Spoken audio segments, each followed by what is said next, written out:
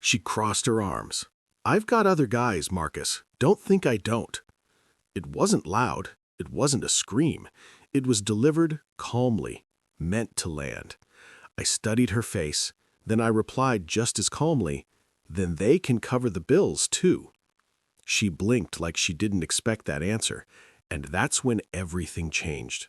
Marcus was 32 years old, a senior account manager at a regional insurance firm in Dallas, and by every practical measure, the kind of man who had his life in order. He wasn't flashy about it. He didn't need to be. He tracked his expenses, invested consistently, never missed a payment, and carried the quiet discipline of someone who had watched his father work 3 jobs and decided early on that financial stability would never be something he gambled with. His work wasn't glamorous, but it paid well and rewarded his precision, and that suited him just fine. Marcus wasn't the kind of person who needed applause for keeping the lights on. He just needed things to make sense. Into his life, 3 years before this story begins, came Vanessa, 28 years old, working in event marketing and built for environments where attention was currency. She was magnetic in social settings, the kind of person whose outfit story stayed up the full 24 hours when someone paid her a compliment, and whose group brunches and constant validation loops with friends had the energy of carefully maintained theater. In the beginning, Marcus didn't see any of that as a warning. He saw a woman with charisma and a career that had natural income swings, and he chose to absorb the difference without complaint because in those early months he believed they were building something together. For the last 18 months of their 3-year relationship, they had shared a 2-bedroom apartment downtown, a lease with both their names on it, though the financial weight was never evenly distributed. Marcus paid rent. Marcus paid utilities. Marcus paid internet. Marcus covered most of the groceries. Vanessa contributed when her months were strong, which wasn't reliably often, and Marcus accommodated that reality because he understood fluctuation. What he asked for, twice that year, wasn't even equality. He asked for predictability, a consistent number, a reliable transfer date, something he could plan around. She would agree in the moment and forget when the date arrived. The accommodation stretched thinner with each cycle. Over the 6 months leading up to the night everything broke, something in Vanessa's behavior shifted in a way that Marcus first read as insecurity and then, with clearer eyes, recognized as a pattern. She had started mentioning other men in casual conversation, not accusations, not confessions, just sprinkled references with enough weight to land. A guy at work said she should be charging more for her time. An old college friend kept saying he'd treat her like a queen. Each comment arrived during a calm stretch, and each one surfaced again, louder and more pointed, whenever they argued about money. Marcus wasn't paranoid, he was a pattern recognizer, and the pattern told him that the comments weren't random, they were leverage, deployed in moments of tension to remind him that his position wasn't as secure as he believed. That leverage would prove to be the single most miscalculated move Vanessa ever made, because the man she was trying to keep in line through the implied threat of replacement was the same man who had spent his entire adult life removing variables he couldn't count on. She didn't know that yet. She was about to find out. For 6 months before that kitchen argument, Marcus had been quietly observing a version of Vanessa he hadn't fully seen in the first 2.5 years. It wasn't a dramatic transformation. It was incremental, the way water pressure builds behind a dam, nothing visible on the surface, everything accumulating underneath. She had always enjoyed attention. That part wasn't new. What changed was how she began weaponizing it. The casual mentions of other men started small enough that Marcus initially dismissed them as conversational noise. A coworker's compliment dropped into dinner conversation, a college friend's flirtatious text she read aloud with a laugh that was just a little too satisfied. These weren't confessions, they were calibrated. Each one arrived at a moment when Vanessa sensed distance or disagreement, and each one was delivered with the ease of someone who had practiced the delivery. At first, Marcus felt the sting of it the way any person would, a quiet, involuntary tightening in the chest. He examined that feeling honestly and decided it wasn't jealousy in the traditional sense, it was recognition. He was watching someone construct a pressure system designed to keep him off balance, to make him feel that his position beside her was conditional and therefore worth fighting for. Once he saw it clearly, he couldn't unsee it. The money conversations had become a recurring source of friction by this point. Marcus had approached the subject the way he approached everything, with data, with reason, with fairness. He wasn't asking Vanessa to carry more than her share. He was asking her to carry her share consistently. The rent had always been weighted toward him. The utilities were entirely in his name. He had added her to his primary credit card as an authorized user 2 years earlier, a gesture of trust and partnership that had since become an assumption. When he raised the subject of a more balanced split, she would agree, soften the moment with warmth, and then the transfer date would come and go without movement. The pattern repeated itself enough times that Marcus stopped being surprised by the outcome and started being troubled by what it revealed about the dynamic between them. Vanessa didn't see the financial arrangement as temporary, she saw it as settled. And when Marcus pushed back, the mentions of other men increased. The correlation was not subtle, it was almost mathematical. Pushback on finances, arrival of a male name dropped casually into conversation. It was emotional leverage dressed as small talk. What Marcus also noticed, and what would prove significant later, was that Vanessa's lifestyle expectations had not adjusted to match her financial contribution. She still wanted the downtown apartment with the skyline view. She still wanted the meal kit subscriptions and the grocery delivery and the streaming accounts. She wanted the stability that Marcus built and maintained while simultaneously signaling that she didn't need him to maintain it. That contradiction sat in the back of his mind through those 6 months, growing heavier each week. He didn't confront it directly. He watched it. He measured it. He gave it time to reveal its full shape. And on a Friday night in the kitchen, over a conversation about rising rent, it finally did. The kitchen argument on that Friday night began the way most of their money conversations did, with Marcus stating a fact and Vanessa resisting it. The rent had renewed at a higher rate, not dramatically, but enough that the imbalance between their contributions had become impossible to frame as temporary anymore. Marcus laid it out plainly. Going forward, they needed to split things more evenly. He wasn't asking for retroactive correction. He wasn't cataloging every month she had missed a transfer. He was asking for a clear, predictable arrangement starting now. Vanessa's response was a slow eye roll, the kind that communicates not just disagreement, but contempt for the framing of the conversation itself. And then she said it, the sentence that changed the entire trajectory of everything that followed. "You're acting replaceable." Marcus went still. He didn't raise his voice. He didn't move from where he stood. He simply looked at her and asked her to repeat herself. She did, crossing her arms, her posture shifting into something harder. "I've got other guys, Marcus. Don't think I don't." It wasn't a scream. It wasn't delivered in the heat of a momentary outburst. It came out calm and deliberate, shaped like a threat that had been waiting for the right argument to surface in. She meant it to land. It did, but not the way she expected. Marcus studied her face for a moment, not searching for hurt, just reading the room accurately. Then he replied with the same measured calm she had brought to her delivery. "Then they can cover the bills, too." The words reoriented the entire conversation in an instant. Vanessa blinked, asked him to repeat himself. He did, without emphasis, without escalation. "If you've got other guys, then they can cover the bills, too." She let out a short laugh, not amused, just irritated, and tried to reframe what she had said. She told him he was being jealous. He told her this wasn't jealousy, it was math. She had implied she had backup options. He was simply saying that if those options were solid, they were welcome to share the financial load. She shifted to defensiveness, told him he was twisting her words. He asked what she had meant. She said she meant she wasn't stuck, that she had choices. Marcus believed that part entirely. He had watched her operate with emotional leverage, social leverage, and now apparently financial leverage for months. But here was the thing she hadn't accounted for. You cannot position someone as optional and expect them to keep acting essential. That's not how logic works, and Marcus operated on logic. He told her simply, "Okay." She waited for the escalation that didn't come. She wanted him to raise his voice, to defend himself, to chase. Instead, he walked to his office desk and opened his laptop. She asked what he was doing.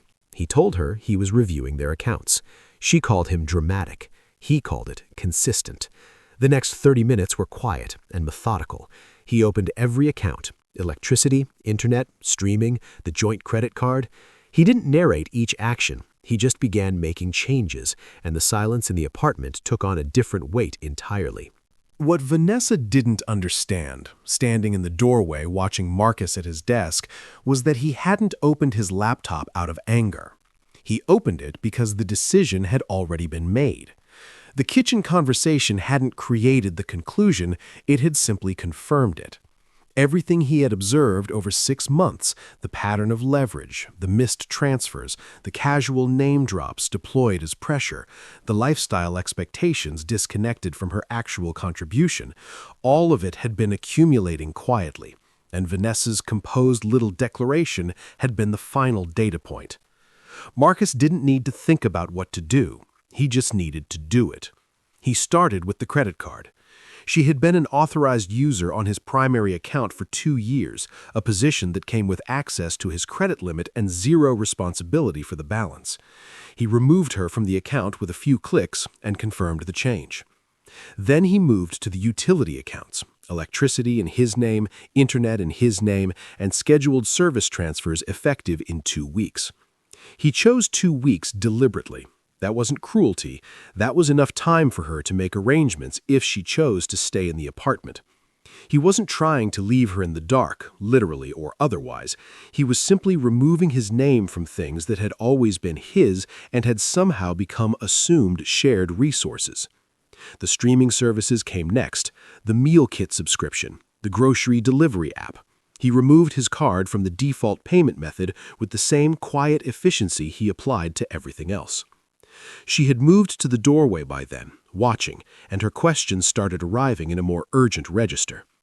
"What are you doing with the Wi-Fi?" He told her he was transferring it out of his name. She said he couldn't do that. He told her it was his account. She accused him of punishing her. He told her he was stepping back. The silence that followed that exchange was different from the silences earlier in the evening. This one had weight. Because this wasn't performative. There was no raised voice to read as emotional instability. There was no theatrical packing of bags followed by a dramatic wait for someone to stop him at the door. There was just a man making logical adjustments to his financial exposure in real time. And that specific absence of drama was more alarming to Vanessa than any argument could have been. She told him he was being dramatic. He kept clicking. She told him he was overreacting. He kept clicking. At some point during those 30 minutes, while she cycled through her available responses and found none of them landing, Marcus opened a new browser tab and booked a short-term furnished rental across town. 1 bedroom, available immediately, fully equipped. He paid the deposit without pausing. By the time he closed the laptop, his digital life had been largely separated from hers. The utilities were in transition, the credit access was gone, the subscriptions were canceled or transferred, and a key to a new address was waiting for him across town. She was still in the doorway, still waiting for him to back down. He got up, walked past her, and went to the bedroom to pack. Vanessa didn't believe it until she heard the suitcase zipper. She had been hovering near the bedroom doorway through the early part of the packing, operating still on the assumption that this was an extended version of an argument she had seen before, that eventually Marcus would reach a point of emotional saturation, say something sharp, and the night would reset into uncomfortable silence and a tense morning after.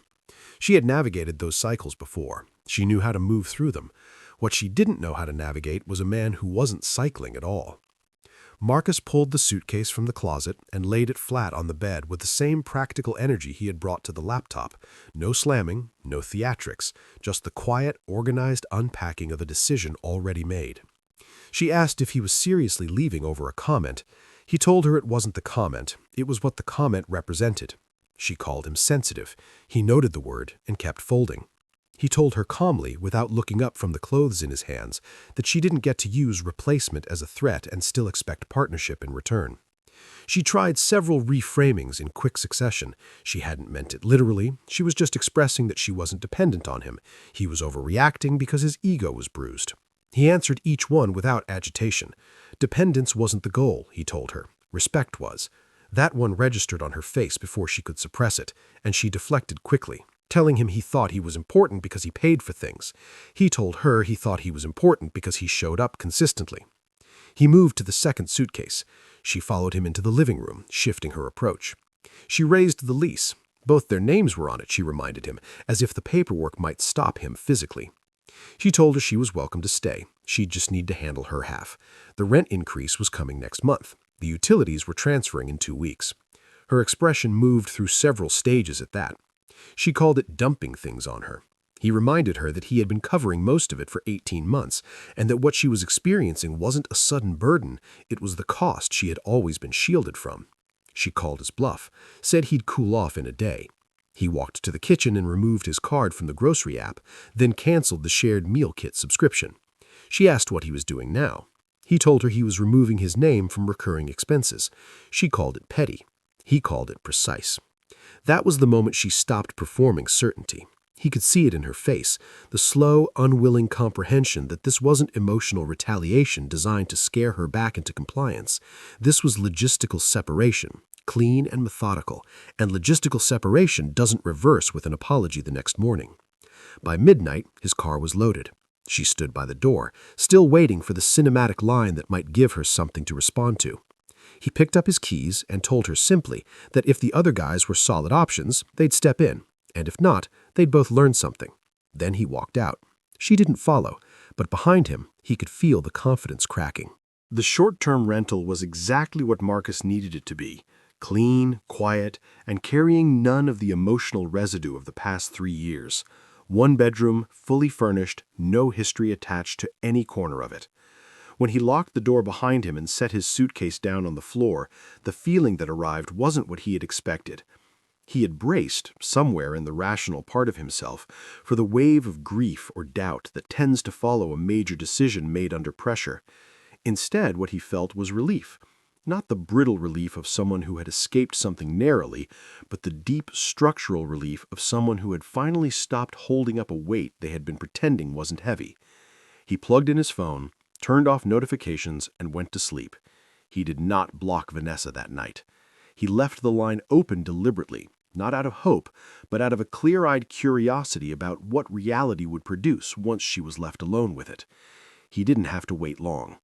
At 8:30 the following morning, the messages began. She opened with a question framed as disbelief. Was he seriously not coming back? He waited 10 minutes and responded simply that he had moved out. She replied that he was giving up. He replied that he was adjusting to what she had said. She called him dramatic. He reminded her of what she had said. She told him that didn't mean she wanted him gone, and there it was. The first clean admission that the leverage had not been designed to release him, but to hold him tighter. He named it directly, told her not to use replacement as a bargaining chip, and then waited. An hour of silence. Then the tone shifted entirely. The electricity bill had hit. She wanted to know why he had removed autopay. He told her the account was in his name. She asked what she was supposed to do. He told her to set it up under hers. Another silence. Then the internet, service ending in 10 days. She hadn't known. He reminded her she had been in the room when he made the changes. She sent a voice memo.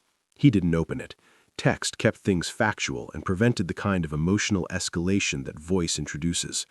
By afternoon, she tried a new angle, drawing a distinction between announcing that she had options and actually being unfaithful, as if the offense Marcus had responded to was about loyalty rather than about respect. He told her, "You don't have to cheat to show disrespect." That message sat unread for almost 20 minutes. Then came the message that told him the real shift had started. She said her friend Tyler thought Marcus was being insecure for reacting the way he had.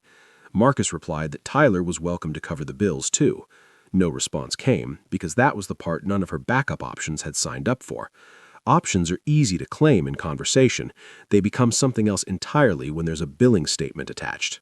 By that evening, Marcus received a notification that the joint credit card balance had dropped to 0. He had frozen the account. The financial architecture Vanessa had relied on without fully acknowledging was dismantling itself, one account at a time, and the backup plans she had implied were already proving to be made of conversation rather than anything more durable. By the 3rd day, The messages from Vanessa had shed their defensive edge and taken on something closer to panic. The leasing office had called her. The news they delivered was something Marcus had known since the day they signed the renewed lease. If one tenant vacated, the remaining tenant was required to requalify independently based on income. That meant credit check, income verification, debt-to-income ratio, the full process.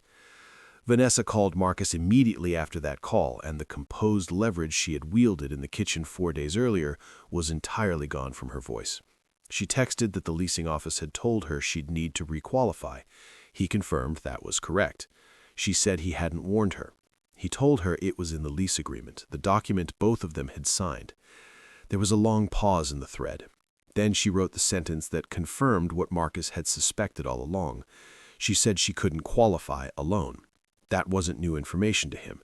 When they had renewed the lease together, it was Marcus's income, Marcus's credit history, and Marcus's financial profile that carried the application. Vanessa had been included as a co-tenant, but the weight of qualification had always been his. She had enjoyed the result of that without examining the foundation beneath it. He replied to her admission with 4 words: "You have other guys." That message sat unread for almost 30 minutes. When she finally responded, the sharpness that had defined every previous exchange was absent. She said he was being cruel. He said he was being literal.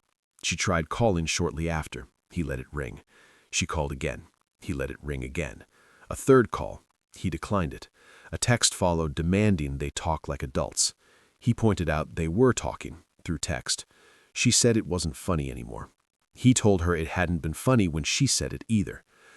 That evening, around 10 at night, came the message that told Marcus everything the past week had been building toward. She wrote that Tyler couldn't help with rent. He had his own place.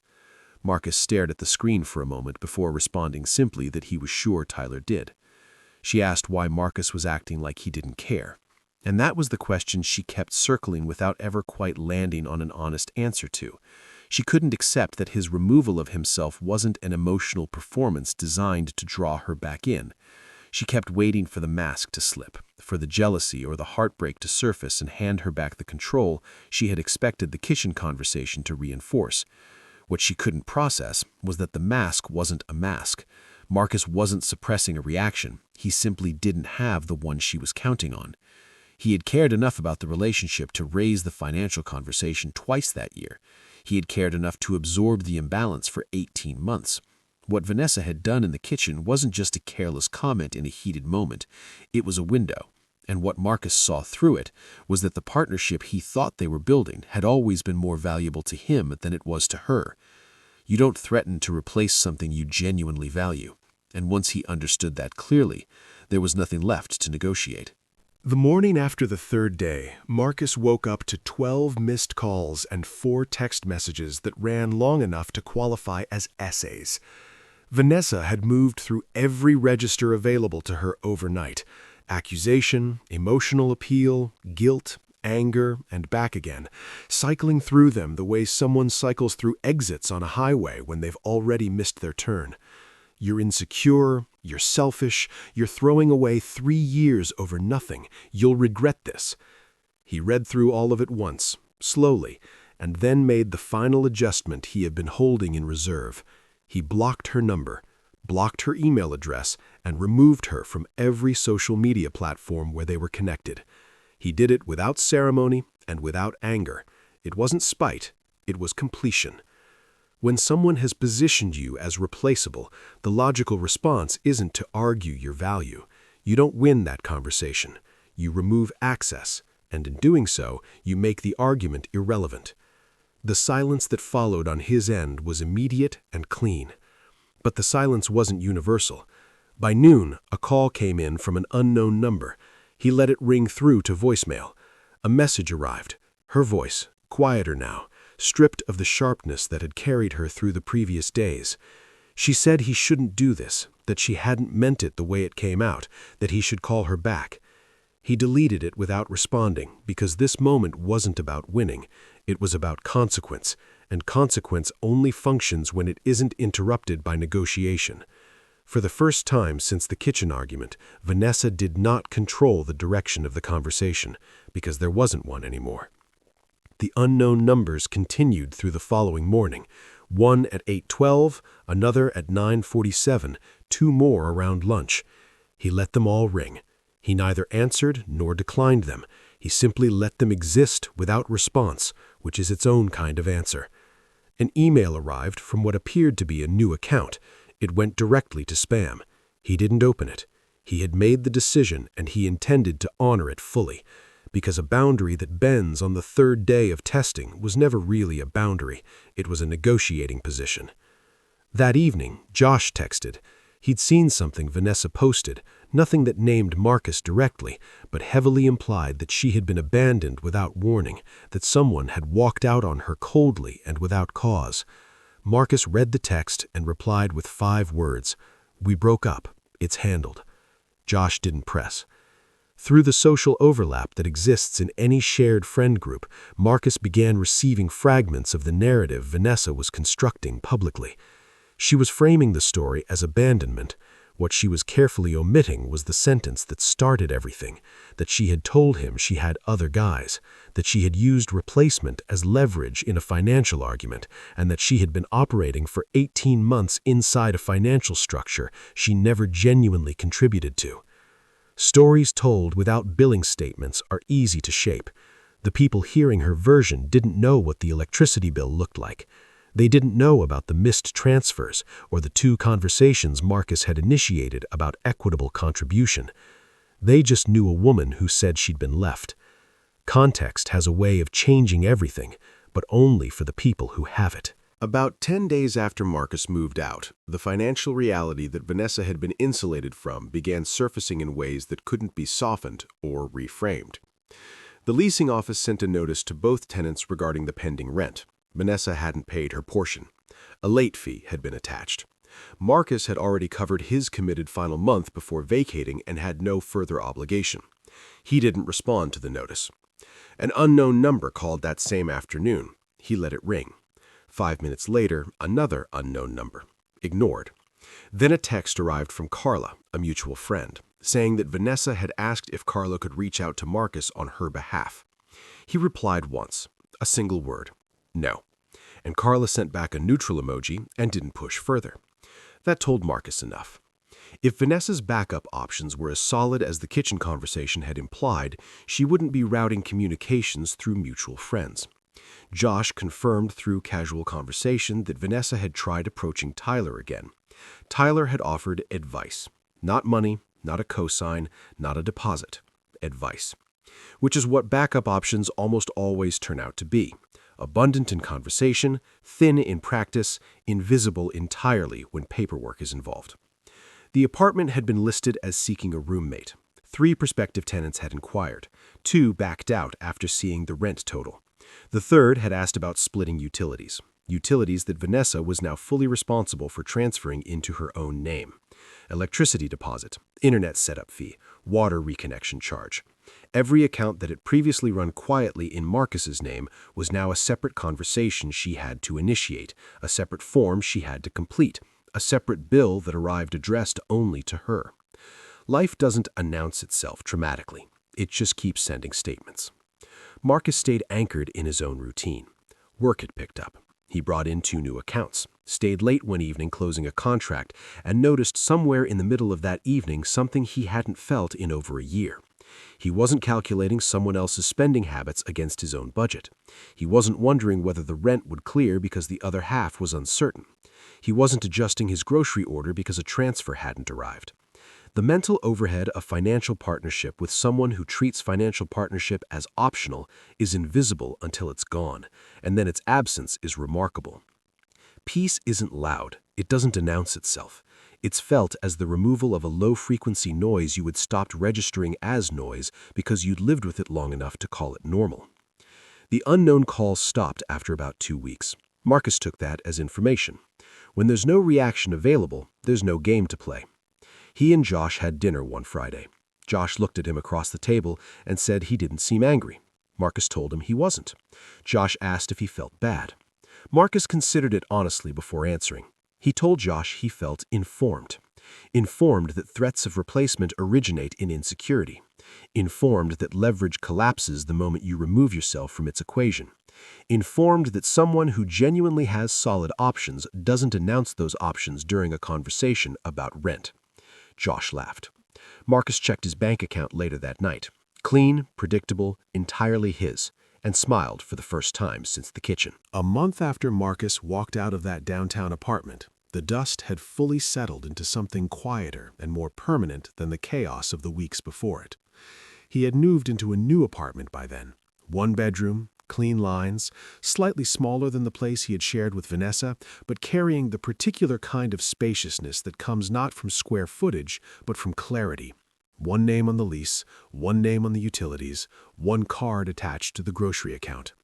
Predictability stops feeling ordinary when you've spent 18 months watching it erode in someone else's hands. The leasing office sent the final confirmation. Vanessa had initiated early termination. The penalty was 2 months' rent plus associated fees. The total was significant. She was paying it in installments. Her parents had helped with a portion. Tyler had not. Neither had any of the other options she had implied were waiting in the wings, because options are plentiful when the only cost is conversation and scarce the moment responsibility enters the room. Marcus ran into Carla at a coffee shop one afternoon. Carla hesitated before speaking, the way people do when they're carrying information they're not sure how to deliver. She told him that Vanessa hadn't believed he would actually follow through.